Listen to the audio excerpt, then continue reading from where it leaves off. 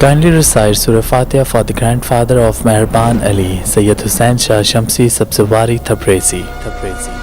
امام علی علیہ السلام کی خدمت میں ایک شخص آیا اور دستی ادب کو جوڑ کے عرض کرنے لگا، یا علی، جس طرح سے انسان مرتے ہیں ان کی روح قبض ہوتی ہے، کیا ویسے جنات بھی مرتے ہیں ان کی روح بھی قبض ہوتی ہے؟ بس یہ کہنا تھا تو امام علی علیہ السلام نے فرمایا، اے شخص، یاد رکھنا ہر نفس کو موت کا مزہ چکھنا ہے۔ اللہ نے اس زمین کے لیے 4 فرشتوں کو یہ ذمہ داری دی کہ وہ اللہ کی خلقت کا روح قبض کریں، ان میں سے 3 ایک کے ماتحت ہیں۔ تو وہ کہنے لگا، یا علی، وہ 4 فرشتے کون سے ہیں؟ امام علی علیہ السلام نے فرمایا، پہلا فرشتہ حضرت عزرائیل علیہ السلام، جس کو اللہ نے یہ ذمہ داری دی کہ وہ انسانوں کا روح قبض کرے۔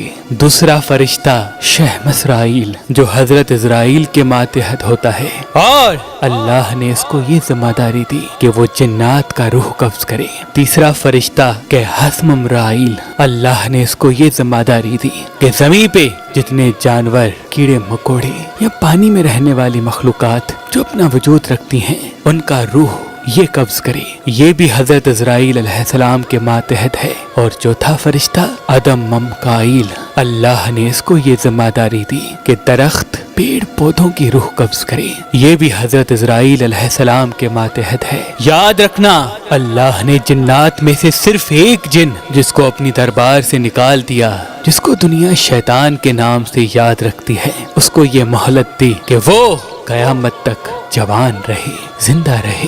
تو وہ کہنے لگا، یا علی، شیطان کی عمر کتنی ہے اور وہ کتنا لگتا ہے؟ امام علی علیہ السلام نے فرمایا، شیطان کی عمر اس نہج پہ اللہ نے روکی ہے جہاں وہ جوان بھی ہو اور سمجھدار بھی، جس کی مثال انسانی زندگی کے حساب سے 30 سے 32 سال کے درمیان ہے۔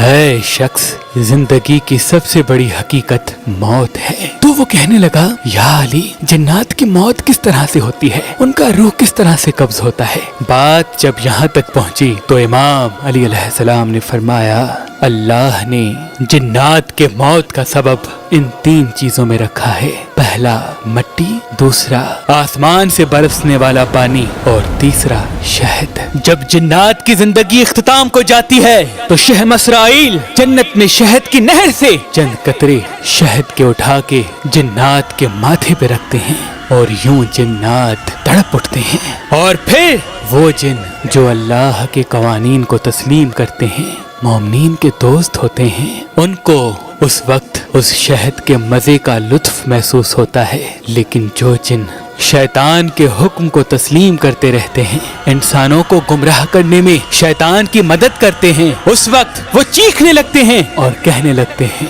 کہ ہم نے اپنے آپ پہ ظلم کیا، ہم نے شیطان کی بات مان کر اپنے ساتھ ہی بہت برا کیا۔ اس وقت شیطان دور سے ہنستا رہتا ہے اور یوں جنات کی روح شہ مسرائیل قبض کر لیتا ہے، شہ مسرائیل قبض کر لیتا ہے، شہ مسرائیل قبض کر لیتا ہے۔